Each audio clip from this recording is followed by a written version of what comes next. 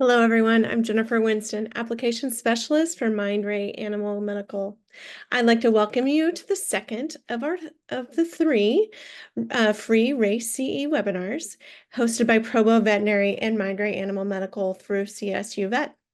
Just a few housekeeping notes before we get started.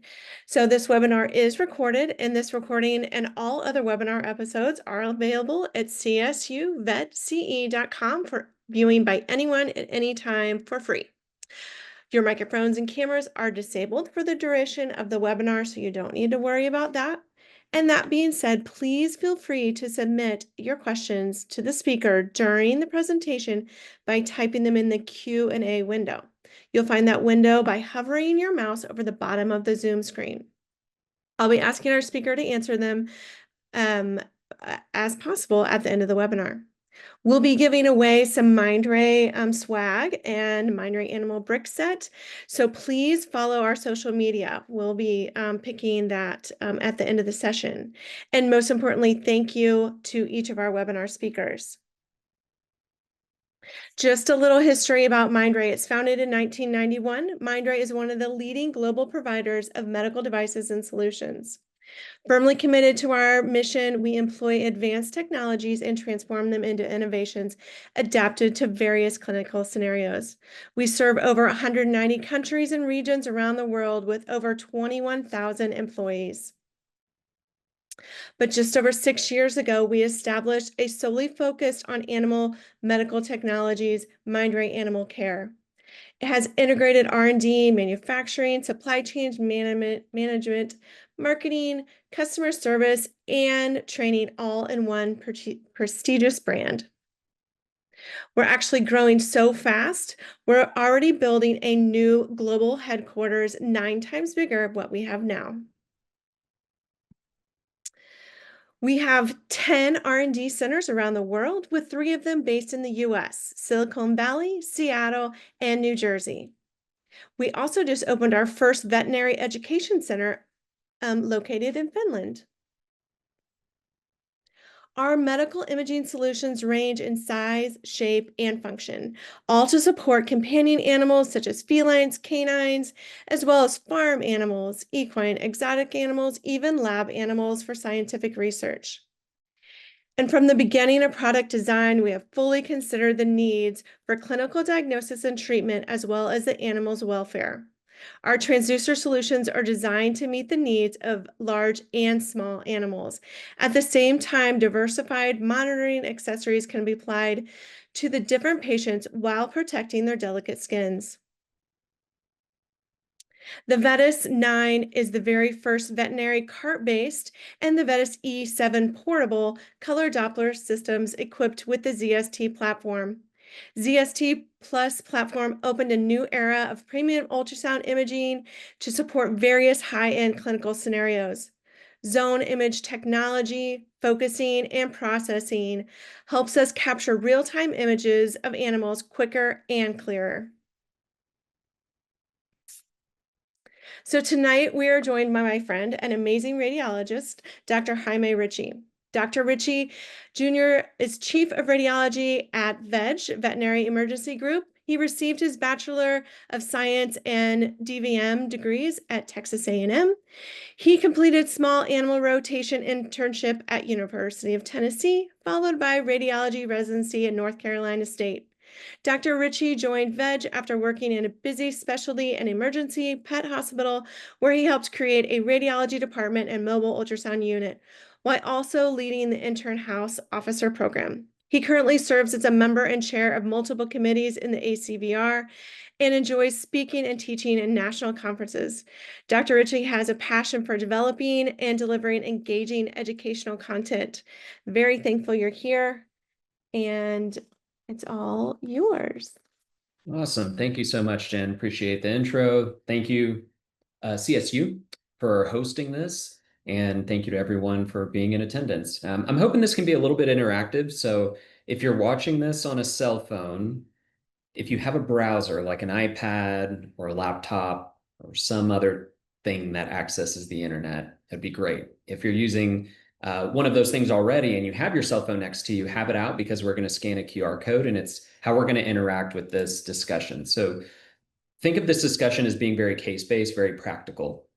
And like Jen mentioned, if you have any questions, please drop them into the chat. We're going to be watching that. And as those come up, we'd be happy to answer those. So we want to make this as interactive as possible. That way you guys can get the most out of it. And just to give you guys some background, for point of care ultrasound, like Jen mentioned, I'm the chief of radiology at VEG. We do a lot of point of care ultrasound, and we have several hundred new ER doctors that we teach every year. And so I'm heavily involved with that, seeing the cases that they're seeing, and also trying to find new ways to share the information and how they can gather it in a practical way, and then make sure that they can use that on the clinical floor. So we will go ahead and get started. So this is our QR code. So if you have a phone on you, go ahead and scan the QR code. You just hold it up to the screen and it should take you to a website. Let that load for just a second. If you're on your phone, but you have a computer in front of you, you can also go to this website, vivox.app, and then this is our session ID number. This is going to be presented a little bit later. So if you don't get it this round, there'll be multiple opportunities later. But that should take you somewhere. So this is a sample question. You keep the browser open and there's going to be a series of questions. So this is a practice question. What's your favorite thing about fall? Is it the weather? Is it the football season? No one likes Halloween, apparently. And then we got pumpkin spice everything coming in about neck and neck with football. Oh, there's some Halloween. That's good. All right. Everyone loves the weather. That's good. So this is how it's going to work. Leave that browser open, because when we get to another slide where you can do this, it's just going to auto-populate and you'll be able to engage with what you think the POCUS diagnosis is in that case. So the correct answer here is, of course, pumpkin spice everything. So starting off with case one. So this is a 4-year-old female intact pit bull, doesn't go to the vet very often. It did vomit once today and then again in the car. It's not on any medications, maybe got into the trash a week ago.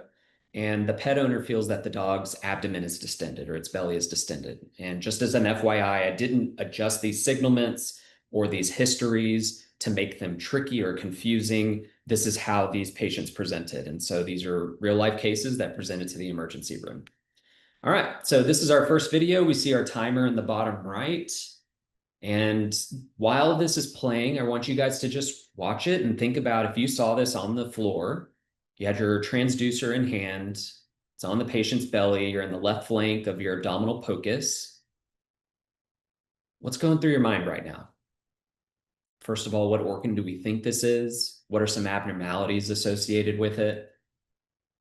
Maybe you already know it right off the bat, which is great. So what's your POCUS diagnosis? We'll go back to that session. So if you didn't get to join it earlier, this is your next chance to scan the QR code or go to your browser, enter that ID.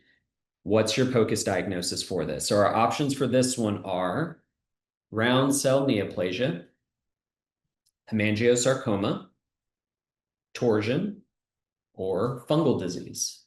And remember, this was our 4-year-old female intact dog. So we'll let that go a little bit longer. Got a few people chiming in.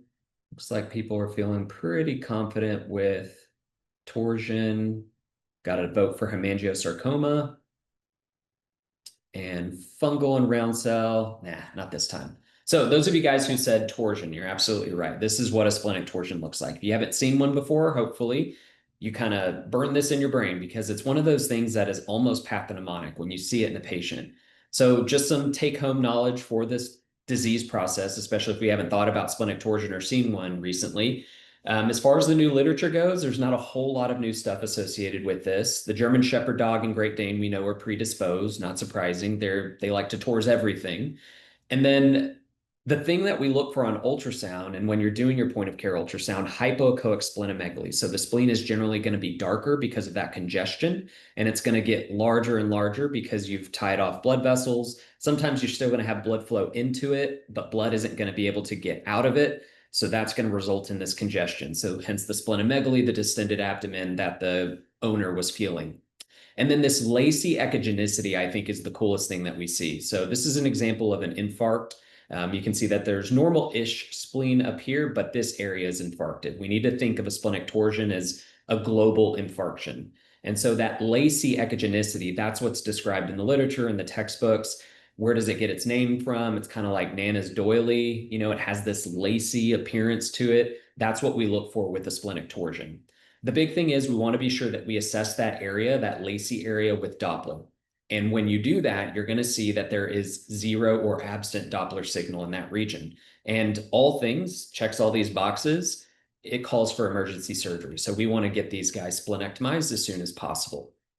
Mind you, whenever you're in surgery, we don't derotate the spleen because we don't want to release all the bad juju into the bloodstream after that. So leave it torsed. If you have a ligature, great. If not, tie those vessels off and get it out.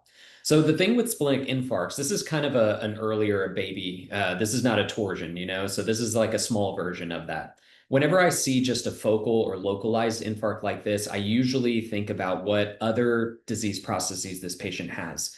So we often see these infarcts, especially these regional ones in the spleen, with inflammatory diseases like IMHA and ITP. Those are systemically very pro-inflammatory. We can see it in patients with sepsis, pancreatitis, anything that's going to create a large volume of cytokine formation that can result or increase their chances of infarction.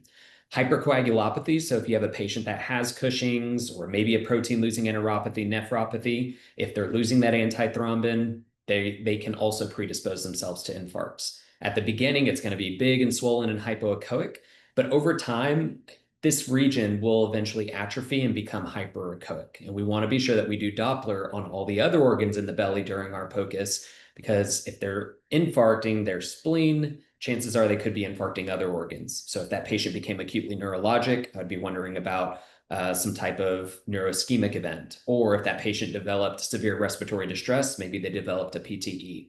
So if they have infarcts or evidence of that in their spleen, we got to look systemically. What else could they be clotting? And this is an example of where we put that color Doppler window over that area, and we don't see any Doppler signal in that region. So that really does increase our confidence in this disease. All right, moving on to case 2. So the first one was the splenic torsion, and then we also talked a little bit about splenic infarcts. Splenic torsion is basically the worst kind of, generalized infarct. All right, case 2 is a 7-year-old female spayed Cocker Spaniel that presented to the ER for blood in the urine. And so this patient was lethargic and had a mild decreased appetite. They noticed that there was blood-stained fur around the pelvic area, and then also had a low PCV and total solids on triage, and that's about all the information we had going into the POCUS. So we have about 30 seconds to look at this. You can see that we're at the bladder site. So we can just generally get our thoughts together. Urinary bladder, small, medium, big. What's inside of it? Is it normal? Is it abnormal? Let this play for a few seconds longer.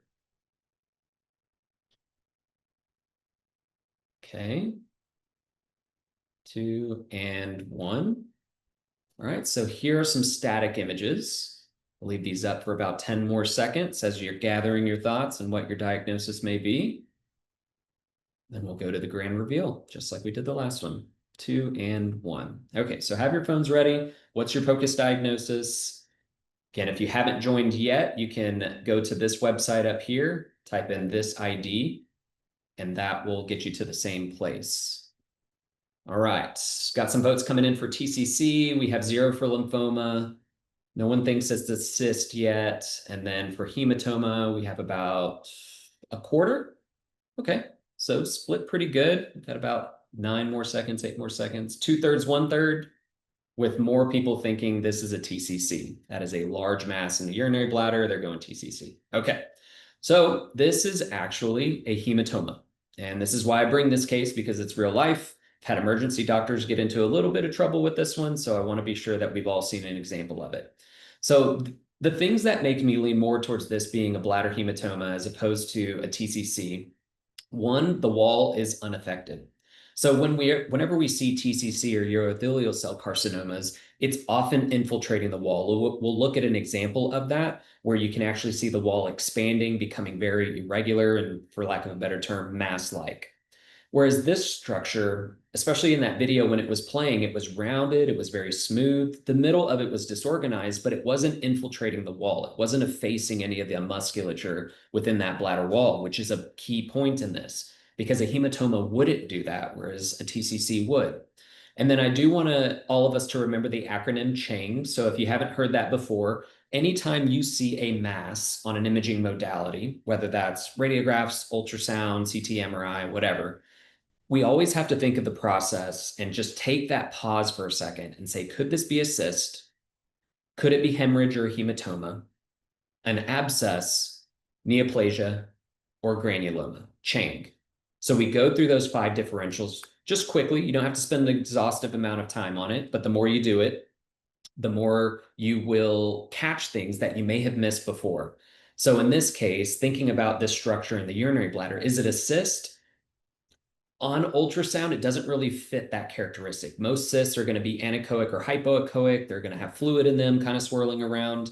Hematoma or hemorrhage, yeah, that can definitely fit in this case. Abscess, it's going to be unlikely. We didn't see any gas in it. This patient didn't seem febrile. We didn't have anything like that. Neoplasia, again, a little bit less likely because there's no wall infiltration.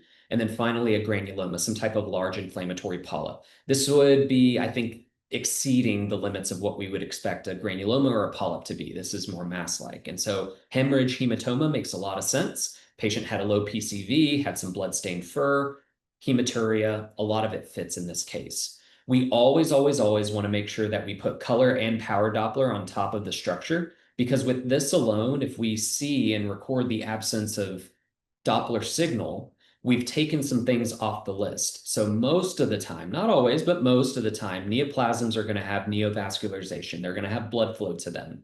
But if we're looking with our Doppler window throughout this entire mass, if we don't see a spit of Doppler signal, then I'm starting to lean more towards more things that don't have blood flow, hence hematomas and abscesses, or cysts if it had other characteristics. Granulomas and polyps can't have blood flow.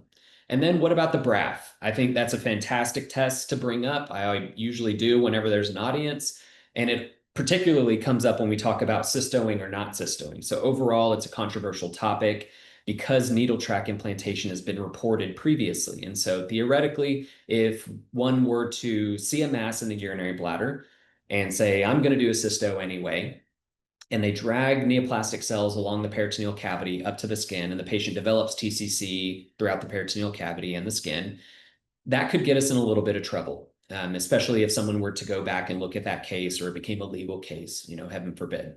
So because of that, there are non-invasive ways to get our answer, or at least have a better index of suspicion. So we could do a cytospin with the free catch sample to see if we can catch any of those cells, or we can do a traumatic catheterization procedure, especially if you have ultrasound in your hospital. Now, if we don't have those things, BRAF test is a fantastic test that has actually changed how we practice. And so if you're not familiar with it, you collect a large volume of urine. It can be batched. The patient can have a UTI. It doesn't cross-react with it. You send it off to the lab and they look for a genetic mutation within that patient. 85% of the patients that have TCC are positive for BRAF. They have that genetic mutation, and we can have an even stronger index of suspicion that it's neoplastic. For the 15% that don't have this genetic mutation, but we're still trying to rule in a TCC, then we can do something like a ultrasound-guided traumatic catheterization. But generally, when we think about where these tumors are located, cystitis is commonly at the apex of the urinary bladder. So if we think about our patients being quadrupeds, if they have urinary bladder stones or bacteria, all of that junk is going to settle at the apex of the urinary bladder. So it makes sense it's going to chronically irritate that area, and that's what's going to result in this thickened wall. So we very, very commonly see cystitis as thickening of the apex of the urinary bladder. Whereas these tumors, they can pop up anywhere. They love showing up at the trigone. That's not the only place they can show up. I have seen TCC at the apex, and if you've done enough urinary bladder scans, you will too. But in general, they're going to be more focal and irregular. They're going to have blood vessels to them. And so when we look at an example of where it can get a little bit tricky, maybe like a gray zone, that would be an example of polypoid cystitis. And so this is a patient that has had chronic UTIs. Often they have been drug resistant, and so it's been really hard to tame. And over time, that inflammation at the apex can develop these little nodules that look like polyps. They have thin stalks and they kind of expand out. And they can get kind of big. So this one is about 1.9 by 1.3 centimeters. That's a fairly large polyp, but we need to have this on our differential list and not just jump to the conclusion that any nodule or mass we see in the urinary bladder is cancer. Okay, not all of them are. So if you have a patient that has chronic UTI and has these little irregular polypoid nodules at the apex, think about polypoid cystitis, chronic inflammation. Now, with TCC or urothelial cell carcinoma, this would be a classic example where we see it at the trigone, we see it infiltrating the wall adjacent to it, it's irregular, and then when we put Doppler on there, we can clearly see that this thing has a bunch of vessels in it, whereas a hematoma would not, whereas an abscess would not. A cyst, if it's fluid-filled, probably isn't either. So that Doppler is going to be really important for these. All right, moving on to case 3. So this is our 4-year-old male castrated Labrador. And this patient is presenting to the ER after being hit by a car. On physical exam, we notice that the dog has an increased respiratory rate and effort. The dog is limping on its left thoracic limb, and there's blood noted in the shoulder area. And so this is actually going to be our first thoracic POCUS case example. So if you haven't done a lot of thoracic POCUS, this will be a good one to recognize. So I'll leave this up for about 25 more seconds. This is at the left thorax. To get ourselves oriented, this side is going to be the patient's head. This side is the patient's tail. These black columns here, those are going to be rib shadows. And then this is going to be the lung and pleural space that we see in between the rib shadows. So we'll let that play 5 more seconds. 3, 2, 1. What else do we got in here? We got some M mode. So if you've been doing some M mode tracings, may recognize what this is. Maybe it helps you, maybe it doesn't. Maybe you came here because you wanted to learn about M mode, which would be great. 5 more seconds. We're still at that left thorax site, and this is what our tracing looks like. So then we get to, what is your diagnosis? So have your cell phone ready. Is this, or are we showing an example of pulmonary contusion, pneumothorax, pleural effusion, or is this normal? Normal is possible. Doesn't look like pulmonary contusion. Oh, got a couple there. Got a couple for pulmonary contusion. Looks like normal is leading the way, but it's getting pretty tight. Pulmonary contusion catching up. We got about 5 more seconds till the poll closes. 2020 for pneumothorax pleural effusion. All right, this is an example of pneumothorax. And so we'll dive into what makes this a pneumothorax and why we're seeing it. Remember, going back, this is the dog that's hit by car. So signalment history fits. So with the pneumothorax, what we're looking for is the absence of a glide sign. And so what we mean by that, we'll look at another image in the next slide where we actually break this apart. This is what the normal anatomy should look like. This is a linear transducer, just to kind of highlight some of the nuances that we'll see here. But you can and typically do this with a microconvex. So this area here, this is going to be the subcutaneous tissue. So this is a mixture of fat, muscle, skin, and it has this very striated, wavy appearance to it. When we get to this line here, this very bright line, that sharp demarcation, that's going to be the thoracic body wall. That's where the pleural line is. And if we look in the literature, it's also called the PP line, so the pulmonary pleura, parietal pleura line, and that's the interface where the lung is right up against the thoracic body wall. And we know that there's a potential space and a very, very, very teeny amount of fluid in that space that helps the lung glide back and forth, back and forth. This is where we're looking for our glide sign. It's at the level of the PP line. The dark columns, those are going to be ribs. Remember, they are going to absorb all of our ultrasound beams, so you get a shadow. And what we're interested in when we're doing thoracic ultrasound or thoracic POCUS is what's in between the ribs. We're looking at the lungs, and normally they should have A lines. So if we remove that and we see that subtle shimmer that goes back and forth, that would be a glide sign. And when it's positive, it tells us that there is not a pneumothorax in this rib space at this site. But there can be focal, there can be generalized, there can be unilateral or bilateral pneumothorax. So just because we see one site having a positive glide sign doesn't mean that the entire thoracic body wall is good to go.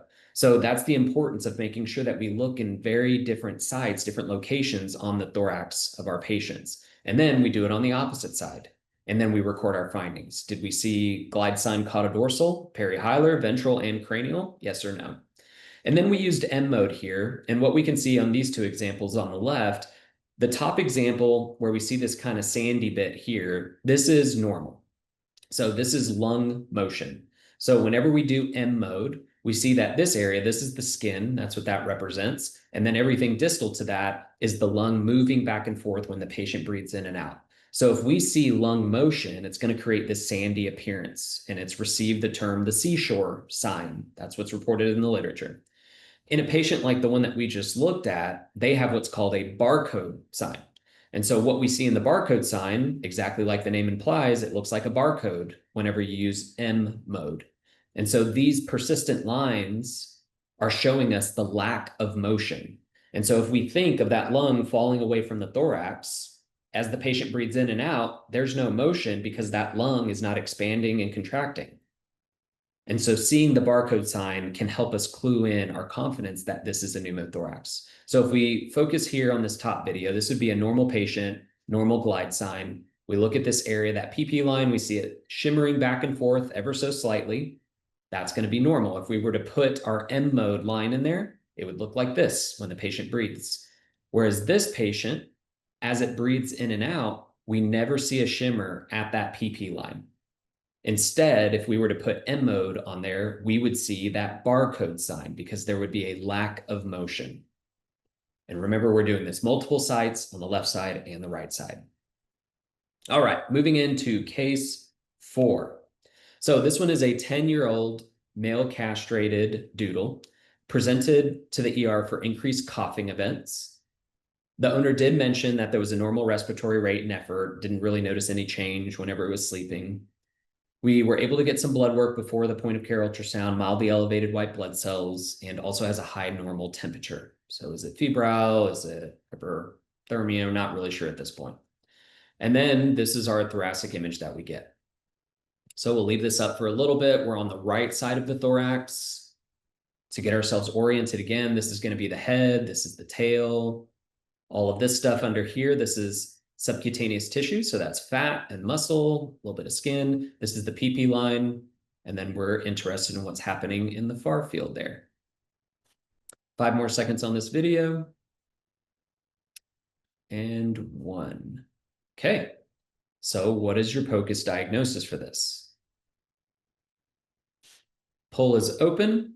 Go ahead and submit what you think. Our options are, is this neoplasia? Is it pneumonia? Could this be hemorrhage? Or is this all of the above? Neoplasia, half and half with all the above. Okay, pretty decent split there. Now we got 1 vote for pneumonia. Couple more. 3 more seconds, 2 and 1. So it looks like our front runners were neoplasia and then all the above. So about half of you guys said all the above, which is the correct answer here. Ultrasound is sensitive at telling us that there is something abnormal in that lung, hands down, without a doubt. But it is not specific for what that something is. What's in that lung, we have no idea. And so it could be neoplasia, it could be pneumonia, it could be hemorrhage. So what we're seeing in this POCUS is an example of hepatized lung. So as the name implies, hepatized sounds similar to hepatic, because the lung tissue begins to look like liver parenchyma.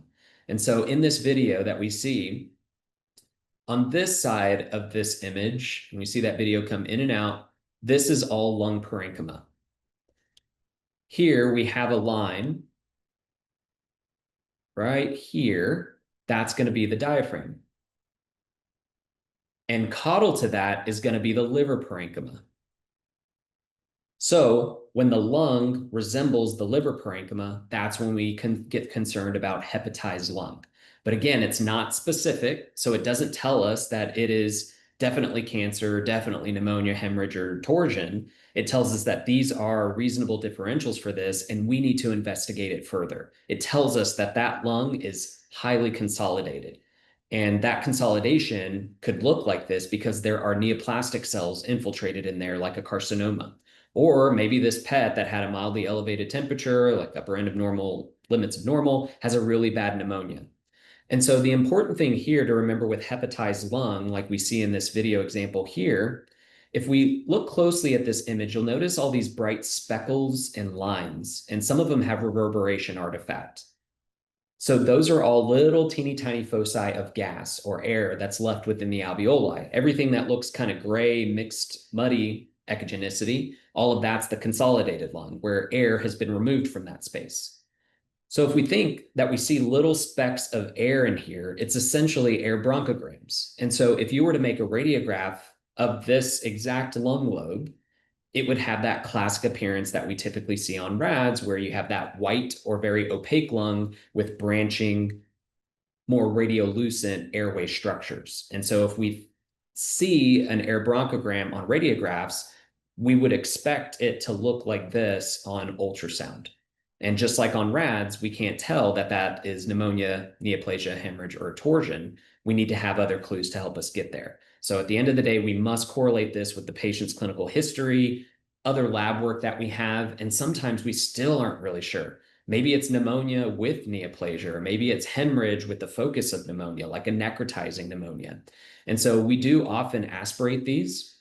And so we try to go into one of these consolidated areas like this, look at the cells and see if we have any clue. Do we see a bunch of neutrophils and we see intracellular bacteria that would clue us into something more of like an infectious process? Or maybe we see a bunch of cohesive cells that, have multiple nuclei, nucleoli, and then we start leaning more towards the neoplastic process. So hepatized lung, easy to see with ultrasound, but remember that it's not pathognomonic for any one of these diseases. It's nonspecific.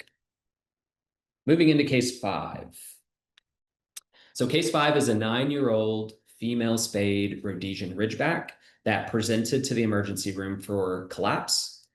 We noted an elevated respiratory rate and effort, and this dog did have harsh lung sounds. So 9-year-old female spayed Rhodesian.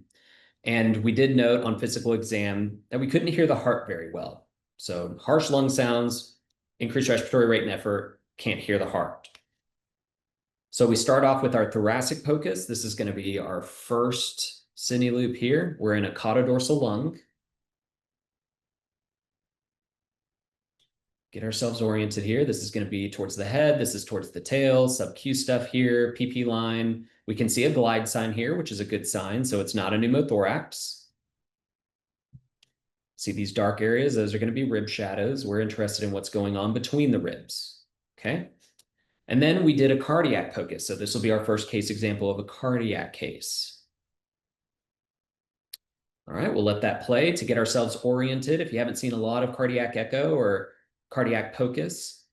So we'll notice that our image is flipped, which is standard for cardiac imaging. This is a right parasternal long axis 4-chamber view, which means this is the right ventricle. Right atrium is kind of hanging off, you can't see it. This is the left atrium, this is the left ventricle, which makes those the mitral valves. Okay, so that's our long axis. And then we'll go ahead and play our short axis. So this is a right parasternal short axis view at the level of the papillary muscles of the left ventricle. Much easier to say it's the mushroom view. So this is everyone's favorite, most people's favorite. They love the mushroom view. Relatively easy to find with a little bit of practice. Very recognizable once you've seen it a few times. So we're looking internally, we're looking externally.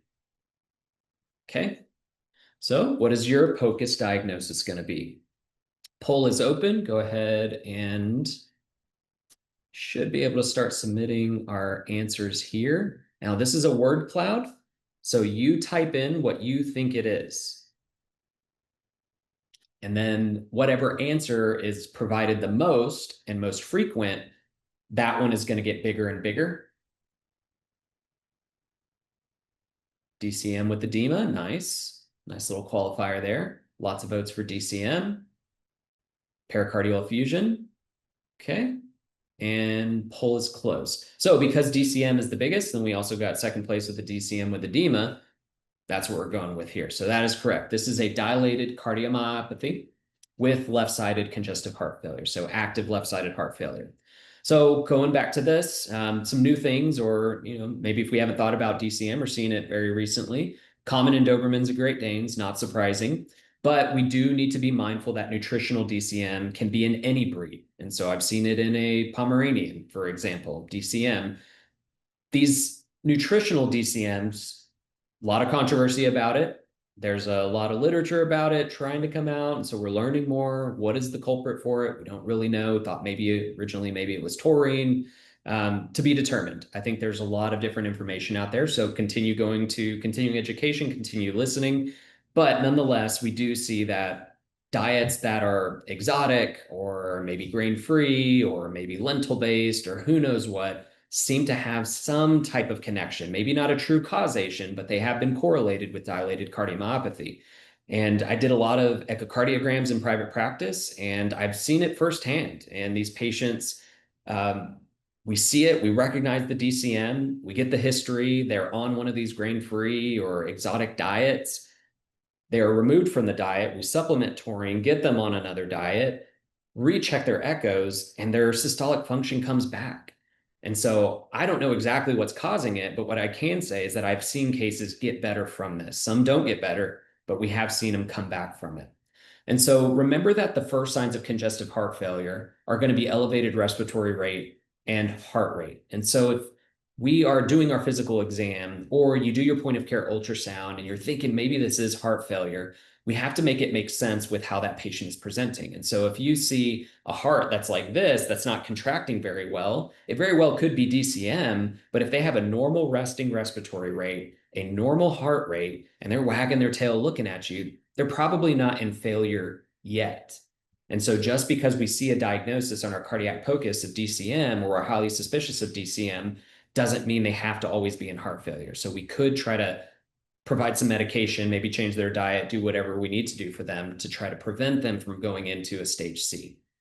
And then remember that congestive heart failure is a little bit tricky with DCM dogs. And so what I often teach our emergency doctors and radiology residents and interns is that DCM, left-sided heart failure, doesn't really read the textbook. So classically, when we think about our mitral valve disease patients, most common areas that we're going to see pulmonary edema is going to be that caudodorsal area of the lung, more commonly on the right side compared to the left.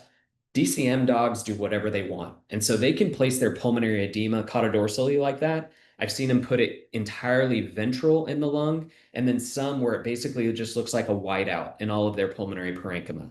So remember that DCM, congestive heart failure, their thoracic rads can look a little bit different. Nonetheless, it's going to be interstitial to alveolar. And then you can have these DCM dogs, if they have enough electrical disturbance, they can be in bilateral heart failure because of the arrhythmias that they develop. And so that would look like in our dog species, of course, they're going to have the pulmonary edema with left-sided, but because of the right-sided heart failure, they may also have pleural effusion. They may also have peritoneal effusion, ascites, or maybe an enlarged caudal vena cava. So keep that in mind. If you see a patient, Doberman has ascites, don't forget to check the heart because it could be left and right-sided congestive heart failure. So I know this is a POCUS talk, but I can't help myself but throw in some radiographs here. So this would be one of our classic DCM congestive heart failures where we see this giant cardiac silhouette here. I mean, I think we can all agree that that is very wide, very tall. That is a big heart. The other thing I want to point out is that you don't really see a giant backpack here, which is pretty typical of DCM. We don't see that big humpback on that cardiac silhouette like we typically expect with the dog with, say, mitral valve disease. But we can all agree that this is severe left and probably right-sided cardiomegaly. The other thing that we can see is throughout this pulmonary parenchyma, it's not normal. You know, this lung should be much darker than it is. It should be more radiolucent or air-filled. This patient was imaged on pretty good inspiration, but we can still see a haziness to that pulmonary parenchyma. It's caudodorsal, it's ventral, it's kind of everywhere. And that's what DCM does. But we can have patients that are not Dobermans, not Great Danes that are presenting with this. So this was an example that I saw with nutritional DCM. So this was I believe like a small breed, mixed breed dog, and was ultimately scanned because of distension of the belly. And so if we look at this cranioventral abdomen, we can see that abdominal serosal contrast is reduced. I can't really see the margins of the liver or the stomach very well. It just looks like fluid opacity there. So that's what the dog presented for, was the distended belly. We did our POCUS, we did our full abdominal ultrasound, noticed a bunch of effusion. And when we did our POCUS, we saw that there were also changes to the heart. Didn't have the greatest systolic function. So we went up here, did our full echocardiogram, diagnosed DCM, went into the history. This dog was on a grain-free diet, responded very well after we got it out of heart failure and on a new diet.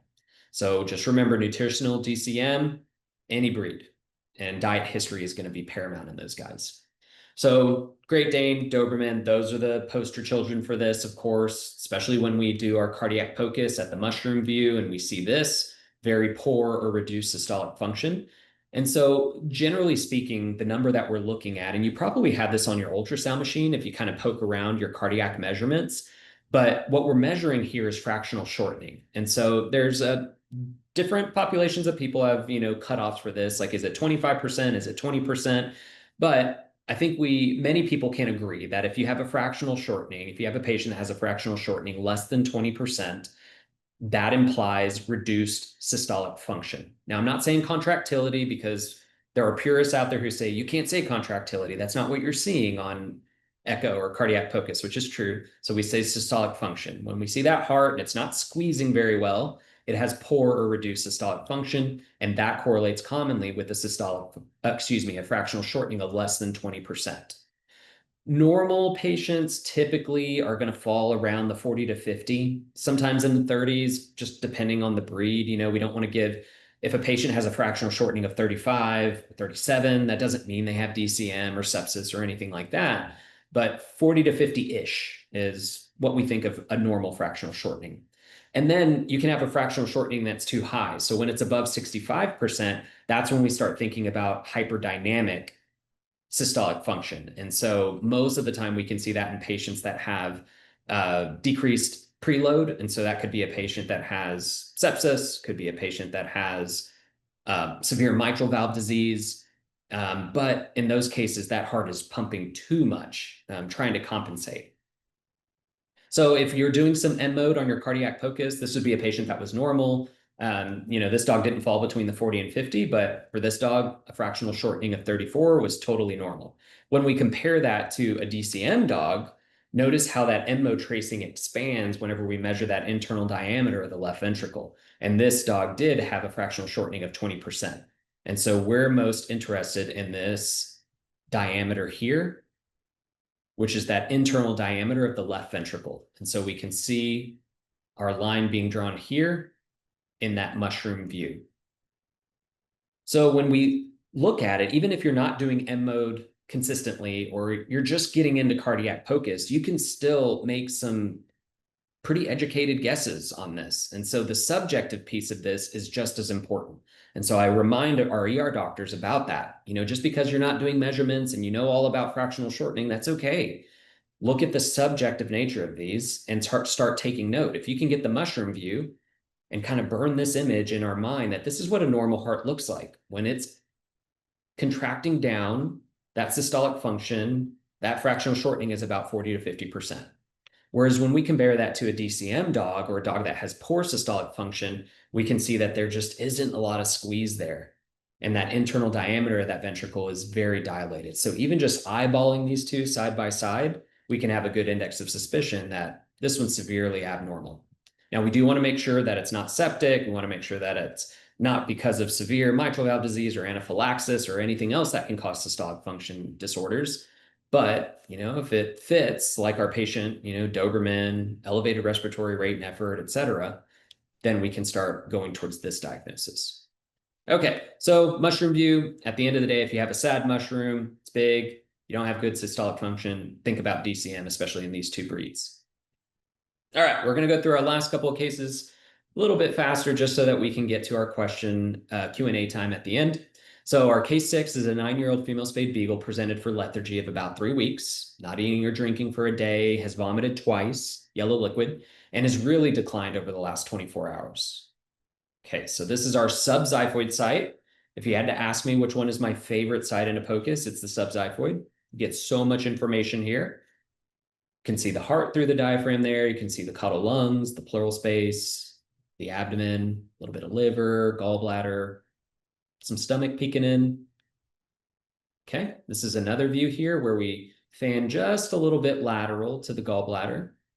So we've got just a little bit more information here. Gather your thoughts. What are you thinking here? Then make sure you have your phone ready to cast a vote in this one. Okay, so what is your POCUS diagnosis? So we'll open the polls here. We're at the subxiphoid site.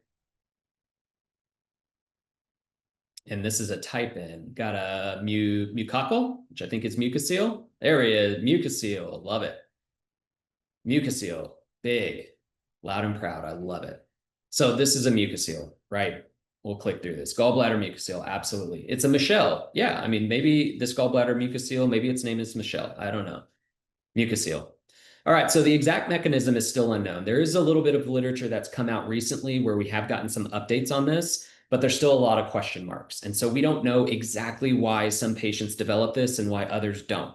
We do know that some breeds are predisposed. So if you had a gallbladder mucocele and you had to pick one breed that you think would get it, it would be a Sheltie, right? Shelties love getting these Cocker Spaniels, Border Terriers, miniature Schnauzers, Beagles. There are breeds that commonly get it, and usually it's going to be smaller or medium-sized dogs. Mixed breeds are going to be actually less likely to get it. Maybe there's a tie with endocrinopathy, and so they're finding that a lot of patients that have things like hypothyroidism or maybe Cushing's, maybe they're predisposed to it. But at the end of the day, the pathophysiology is known. There's some disruption in the epithelium of the gallbladder wall that results in that bile that's within the gallbladder to become more dehydrated. And as it becomes dehydrated, it gets sticky. As it gets more and more sticky, more epithelial loss, more dehydration, it becomes gelatinous. And so it's this vicious cycle that keeps going until it grows up into a big old mucocele.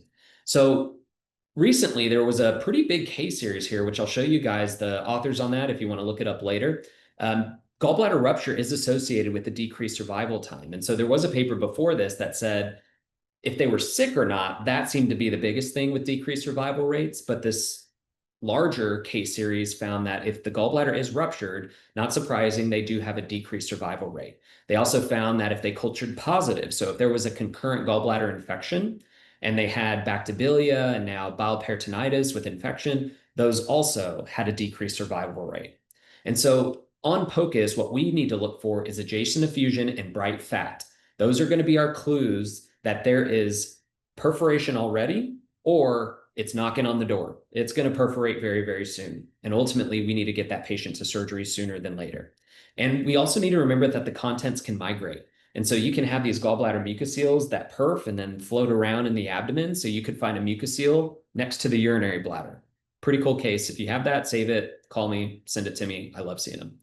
So this is one of the papers. It has great images here, great schematic. We can see the artist rendering. We can see the corresponding ultrasound image, and then what it looks like on histopath, which is disgusting. So on A, whenever it has that hypoechoic rim lining the gallbladder epithelium, that's what this group calls early mucocele formations. And the lead author on this is gallbladder mucocele queen, Dr. Gukin out of NC State. She's amazing. And so this is the terminology I try to use as much as possible. So when it's just that rim of gelatinous material that's not moving, it's kind of stuck to the wall, that's early mucocele formation. When it starts developing this stellate appearance where they look like little triangles, that's when we get into an immature mucocele. And then when those triangles start closing in on the center, this example C is going to be our mature mucocele. And then finally, everyone's favorite, which is termed the hypermature mucocele, that's the kiwi fruit. So it takes a long time to become a kiwi fruit. It has to go from early to immature to mature to then hypermature. So you can have a mucocele at many different time points before that. You don't have to wait for it to become a kiwi fruit. That's actually pretty bad. That's like end stage. And then this was the case series that I was referencing with author Galli et al., and where they did find that patients that had ruptured and patients that had bacteria that was cultured were 2.7 and 3.1 times more likely to die within 2 weeks after cholecystectomy. So if it's ruptured, we need to get them to surgery sooner than later, and also just prepare our owners that that post-operative period is critical. So on POCUS, what we need to look for is not just finding the mucocele, that is important, but what is happening around it. Do we see a pocket of effusion like we see in this example? Do we see bright fat, which tells us that this fat is pissed off because this mucocele is rupturing, already has ruptured, or it is about to rupture? So look for fluid, look for bright fat immediately around those mucoceles. And then our last case, and we'll go into Q&A, is a cat. So this is a 15-year-old female spayed, domestic long hair, presented open mouth breathing. And a pet owner said, yeah, it's been struggling to breathe for the last few days. Okay, not eating, but no vomiting or diarrhea, and has this history of kidney disease, but wasn't on any medications or anything like that. So this is where we are. And we're back at the cardiac POCUS. So we'll let this play a little bit. Now this is cardiac imaging. So our image is flipped here. This is going to be the right atrium. This is the left atrium down here. Right ventricle, left ventricle. Okay. Leave that static image up. And then here we have some short axis images. So this is going to be at the level of the mushroom view. So left ventricle, right ventricle. Left ventricle, right ventricle. Let that play a little bit. All right, and then our last one. So this would be a short axis at the level of the aortic valve. It's a little bit more basilar than that because we don't see that exact Mercedes, but it's about there. So this would be the aorta. This would be the left atrium. Okay, so what's your POCUS diagnosis? A little bit more. What do you see abnormality-wise? And there's multiple answers on this because there's multiple lesions in this case. So what are some abnormalities that you're seeing here? So we see potential diagnosis for HCM. Left atrial enlargement, absolutely. Got to vote for a thrombus. HCM with thrombus, love it. Big LA to AO, totally agree. There's a clot, emboli, thrombus. Yes, yes, yes, and yes. The other finding that I would add to this one is that we do see, especially in this video, there's a little bit of pleural effusion up here. So you see a little bit of lung coming in and kind of flapping around in that fluid. And then I believe in the first video, there was just a titch of pericardial effusion as well. So with those, we can take it even a little bit further and say left-sided congestive heart failure, along with all those amazing things that you guys said. Spot on. So this is most likely related to HCM. I mean, granted, if we were to look at that mushroom view, you say, well, the walls don't look super thick. Sometimes we can see that whenever these HCMs get to end stage HCM and their walls kind of relax and they were really thick before. And then when they get end stage, it just kind of starts going away, which is not a good sign. So that left atrial thrombus that you guys commented on, kind of pointing in the left auricle, and then the fluid being present within the pericardial space, and then also the pleural space, tells us that this is left-sided heart failure as well. So HCM, of course, is the most common cardiomyopathy in our domestic cats, affecting up to 15% of the population, which is crazy. I mean, that number's wild that there are that many cats out there that have some degree of HCM. Male and domestic short hair have a higher prevalence. The domestic short hair, I mean, those are the most common cats we see. So I think that is a little bit skewed. And we don't know why, the underlying reason and why some cats get these and others don't, except when we think about the Maine Coon and the Ragdoll. So both of those have been tied to a mutation. And so if those patients are bred, there's a chance they could pass on that mutation.